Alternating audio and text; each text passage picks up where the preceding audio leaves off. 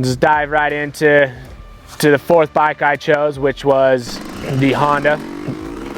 Definitely got my redemption since the last time we rode it, but I would say today it was a fun bike to ride.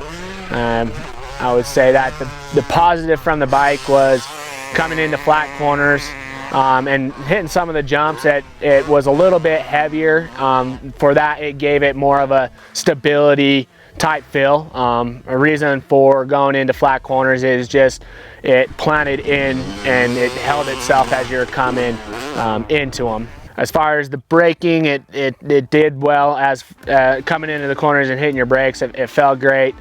I would say the power package on it was kind of lacked in the bottom end, but once you got into the mid and top, it would start to climb, but it still tapped out pretty quick. Not as far as revving out, but just as far as trying to get into the revs, it definitely wasn't there. It kind of lugged, and it was hard to push into those areas.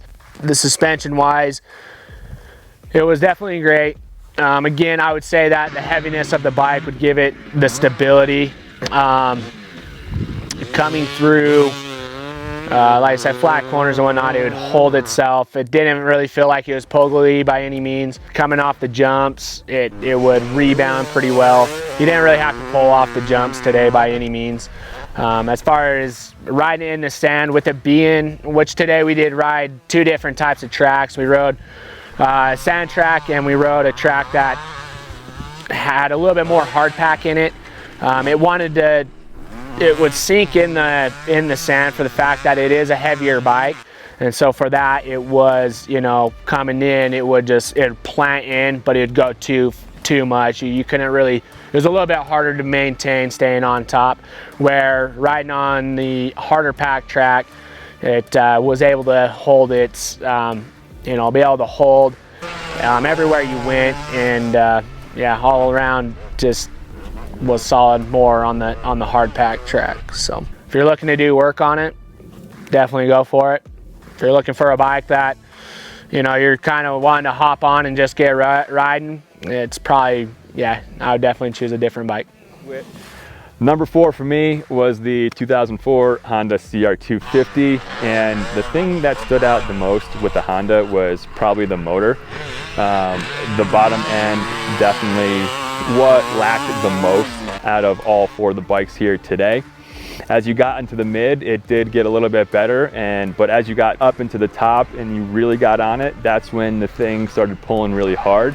So up top, really enjoyed the bike, but you had to get it there. I mean, it was yanking my arms up the back hill there. I also felt that with the handling, great rider triangle, the front end was actually a little bit light and twitchy for me. The back end felt great, really stable, didn't have any trouble with that.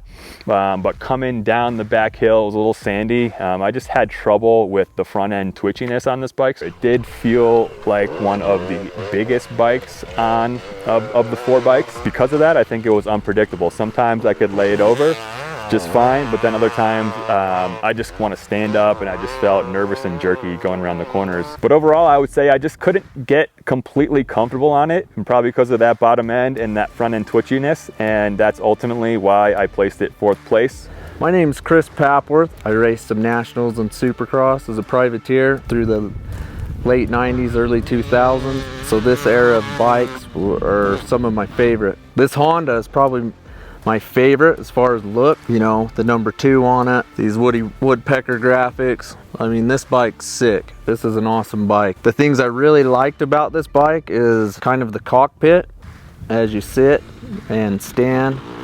I like how it turns really well with the rear. So if you're a rear steering rider, this is a great platform. The motor is a little lacking.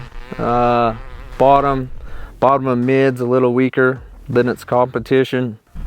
Top end's good, so I like a hit, and I think this bike kind of lacks that. Probably needs a little bit of motor work, a little tune up, and I think this thing would be awesome. I think this bike probably feels the most planted, probably has a little heavier feel. The brakes are good for this era. I think if you compare it to a modern 450, they're not quite as good, but out of its competition, the brakes were probably the best Thanks for watching, guys. If you're interested in checking out how the CR250 did against the other Japanese bikes in the Shootout, I've got the full video on my channel along with the whole bike build series. So as always, ride hard, be safe. We'll see you in the next video.